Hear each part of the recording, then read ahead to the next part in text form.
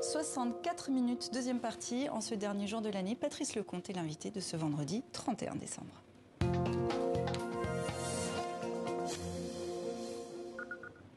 Il est le réalisateur des Bronzés, de Ridicule, du Mari de la coiffeuse, de Tandem. Il a fait tourner Jean Rochefort, Michel Blanc, Vanessa Paradis, Daniel Auteuil, Juliette Binoche, Charlotte Gainsbourg, Fabrice Lucchini, Sandrine Bonner, Gérard Jugnot, Delon et Belmondo.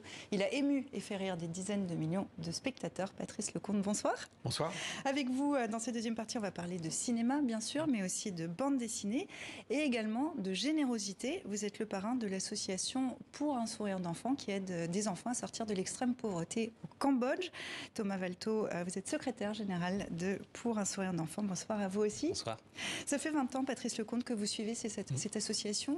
Pourquoi? Comment s'est fait cette rencontre? J'ai fait un voyage au Cambodge il y a 20 ans, oui, c'est ça, absolument.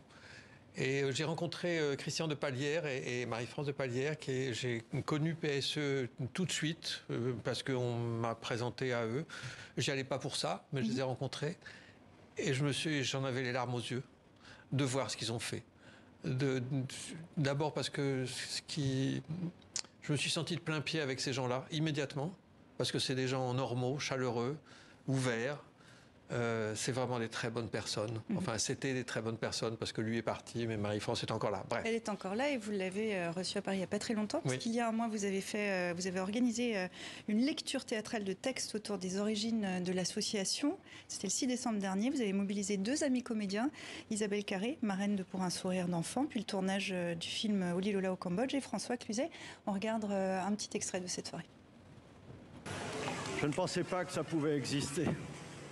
Je ne savais pas.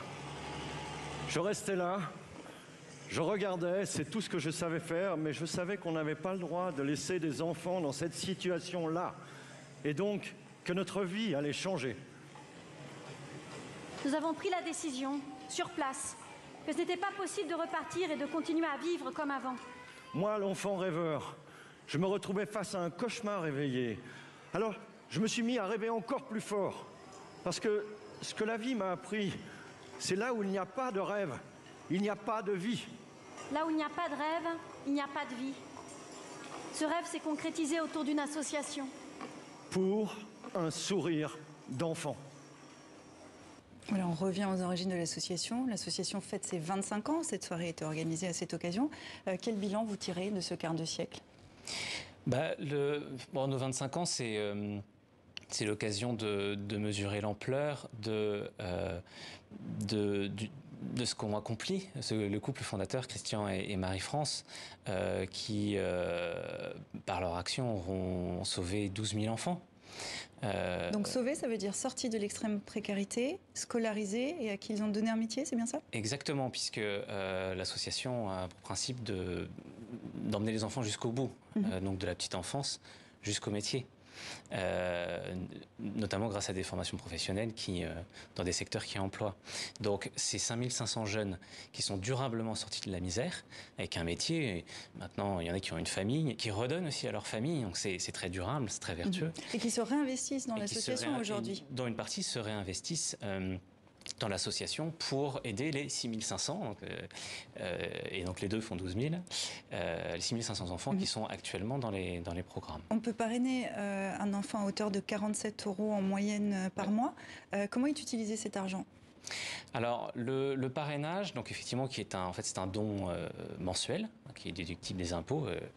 En fait, il est utilisé pour la prise en charge d'un enfant. Enfin, après, on peut parrainer plusieurs enfants, et donc ça prend en charge tout ce qu'il faut pour s'occuper d'un enfant.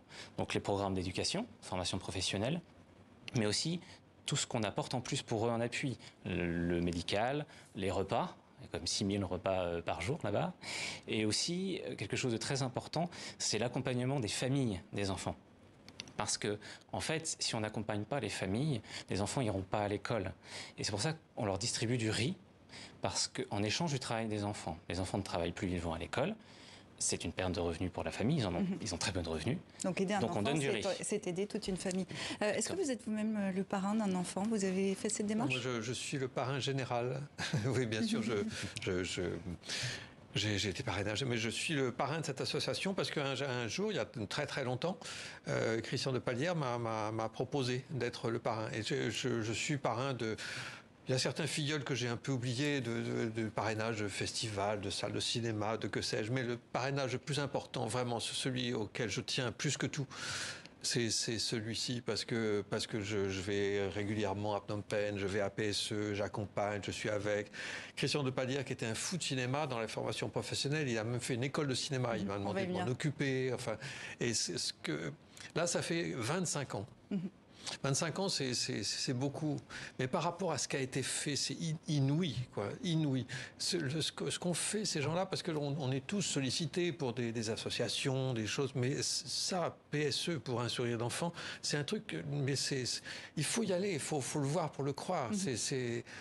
C'est fou, quoi, la joie des enfants, quand on sait d'où ils viennent, les images qu'on voyait de la décharge. Ils sont des enfants qui sont chiffonniers pour c'est-à-dire que oui, ils avaient un métier, qui était ce métier de chiffonnier pour faire le tri sélectif à leur manière, le plastique, les canettes, les bouts de papier, les chiffons, pour gagner des salaires... Enfin, de misère, c'est le cas de le dire. Quand il y avait les extraits des textes là, lus au cours de cette soirée, c'était les témoignages, les extraits de textes de Christian de Palière et de Marie-France, sa femme. Et ce qu'il dit est vrai. Moi, l'enfant rêveur, j'étais plongé dans un cauchemar. Et c'est vrai que c'est... Et il dit, moi, quand j'ai vu ça, j'avais envie de hurler. Moi, quand j'ai vu ça, j'avais envie de hurler pareil. Mais les deux Palières ont été puis là. agi. Le résultat, c'est que ces enfants se retrouvent sur les bancs de l'école. On vit une période très particulière avec la pandémie. Depuis mars, il y a 2 ans bientôt, 4 mois et demi de scolarisation pour ces enfants. Comment vous faites ?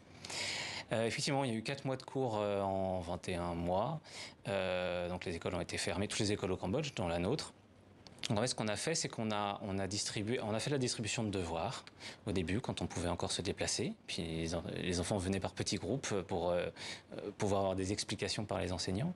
Et puis, quand le confinement a été plus strict, on est passé aux cours à distance. Donc on a distribué des kits de connexion scolaire. On sait que cette pandémie a un effet dévastateur. Vous avez perdu des enfants en cours de route qui ont décroché. Oui, mais on a aussi, grâce à tout ce système de continuité scolaire, bien sûr qu'il y en a qui ont décroché, mais quand même ça a permis, même si on sait que ça ne fait pas tout l'apprentissage et qu'il y a des grands retards scolaires, mais ça a permis au moins qu'on reste au contact le plus possible et qu'on leur montre qu'on ne les laissait pas tomber et que dès que ça rouvrait, y revenait. Alors, l'association a également créé 4 écoles de formation professionnelle. Parmi elles, vous l'évoquiez à l'instant, l'école des métiers de l'audiovisuel qui forme chaque année une 50aine de jeunes au cinéma, à la post-production, que vous parrainez là aussi. C'était votre idée au départ ?